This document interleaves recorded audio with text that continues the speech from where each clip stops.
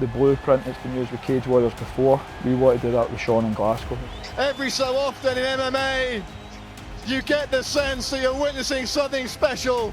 He's been bred for this his whole life, to headline events, to put on shows. That's what Sean Clancy is there to do. The people that are watching me walk out know that they're seeing something special. Get ready for something even more special.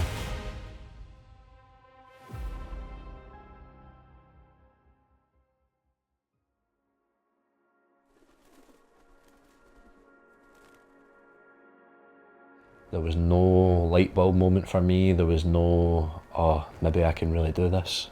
It's just always been the plan. Ever since I've had memory, this is what I've wanted to do, is be the best fighter in the world.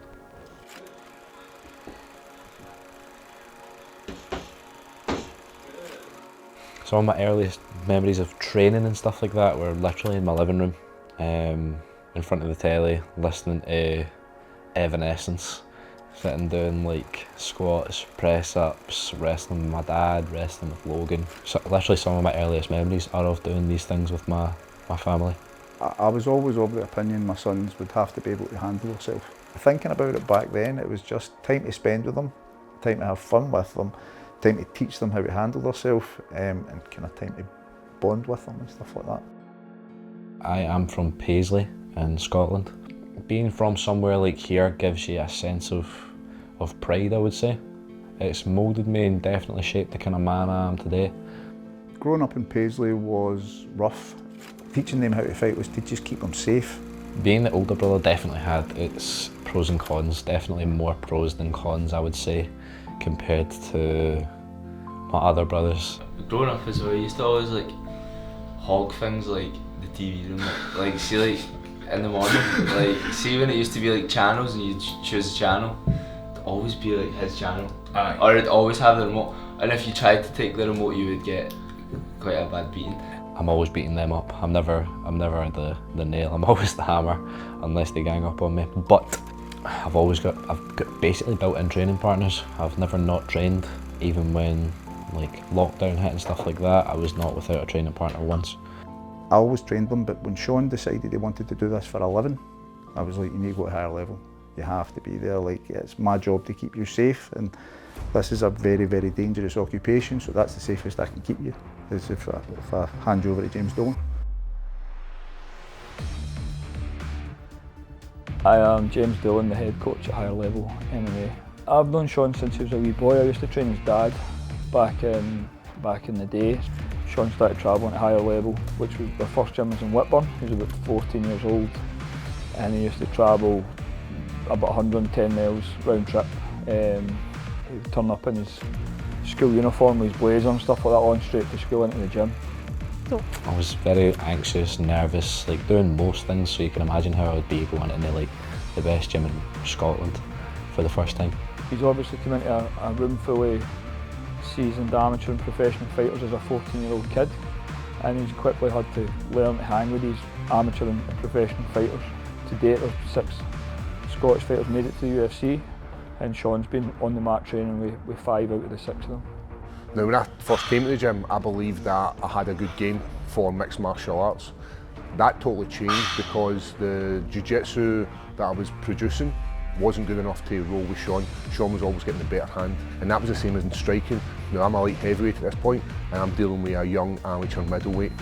When I look back then to where he is now, it's night and day, and I'm still having the same issues. The plan for Sean was to try and break as many records as possible in terms of doing stuff at an age nobody in Scottish MMA had done before. But we wanted like busy amateur career, put him into grappling matches and stuff like that in between, and get used to competing. And then when he turned pro, just to get a couple fights, and then bring in the Cage Warriors. Dublin!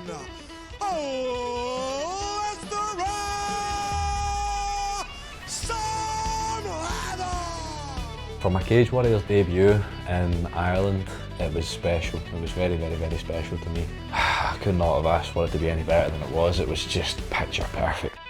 Beautiful shot there with the right hand and absolutely peak physical condition. I was going to say he looks like a big lump for welterweight. That's it! I guess when you're that chapped down, you just need a big squeeze. You can tell why there's so much hype surrounding this kid, because he looks the part, he acts the part, and he shows just how skillful he is inside that cage.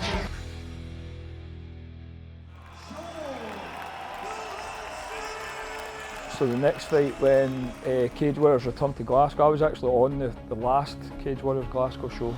There's a hair standing up on your arm kind of energy that you feel when you walk out, and it's tested how loud the crowd gets. The crowd is phenomenal, and there is absolutely nothing that compares to that feeling to walking out to a Scottish crowd. Well, this sounds to me very much like the crowd who feels like they're in the presence of Scottish MMA's next big superstar. I remember it being a massive night.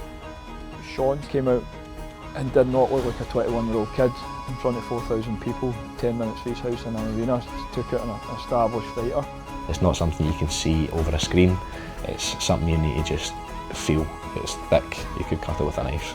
Sean's one of these guys who's got a lot of pressure hyped on him, being the next big thing from Scotland.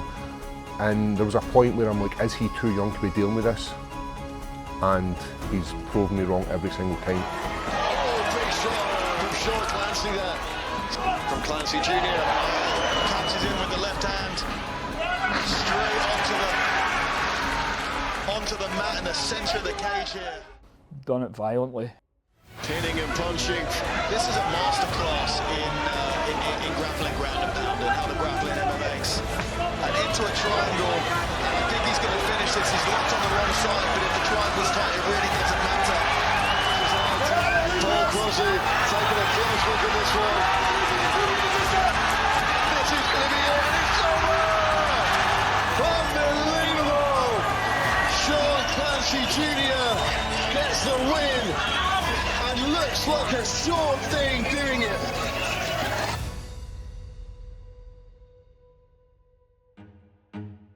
We are getting set for the draw for the second Cage Warriors prize fighter event. The first one was the bantamweights.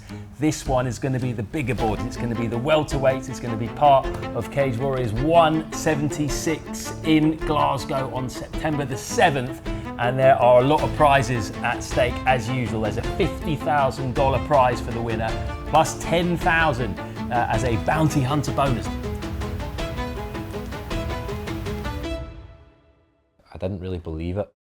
Obviously, Sean, you would have rather have been in the first or second semi-final, but as you're the fifth person drawn, still very much an opportunity for you should someone not make weight or any injuries arise. Yeah, it's obviously less than ideal as far as what I had envisioned, but God's always got a plan. It was so frustrating, man. It was so frustrating. The frustration he took out on his opponent that night, Sean just come out and let the opponent feel that frustration, that wrath. Sean the one, Clancy Jr. the blue tartan, and they come out swinging. I mean, we're still waiting for the guys to get medically cleared, and they're backstage with the doctors now, so... Slams out around after the ground. It's the pass, with the trap, here comes the back take. There's two hooks. So smelled here from Clancy Jr. There's a big squeeze on the Clancy.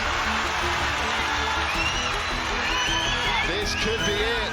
Sean Clancy with a big squeeze. And there's the submission. Sean Clancy. Absolutely flawless from Sean Clancy Jr. Wow. Unless you've been in a situation like that, you can't imagine the emotion. Last fight Sean's had was Andre Augusto in Newcastle. The big thing for this is we had never seen Augusto before. He fought in the previous Glasgow show and beat Chris Bungard, who's been about. He's a veteran Scottish fighter, and Andre beat him quite easily. Centre of the cage now, this is where Clancy wants it. Oh, big right hand, and that's hurt him. Clancy looking for the finish here, big knees. Clancy, oh, big right hand, and another. Sean Clancy, unloading his body, it's over! Unbelievable! Obviously it's propelled him onto Cage Warriors Breakthrough Fighter of the Year, and it sets him up for 2025. Seeing my son fight on Cage Warriors has been amazing. It's been surreal at times. And this is still a kid who's only had a couple of pro fights, and it's been impressive to watch his rise in Cage Warriors. Sean's headlining this, it's his first one. He's 22 years old. He's going into his 7th pro fight. He's ahead of the curve in terms of Paddy and Connor won the headlining Cage Warriors.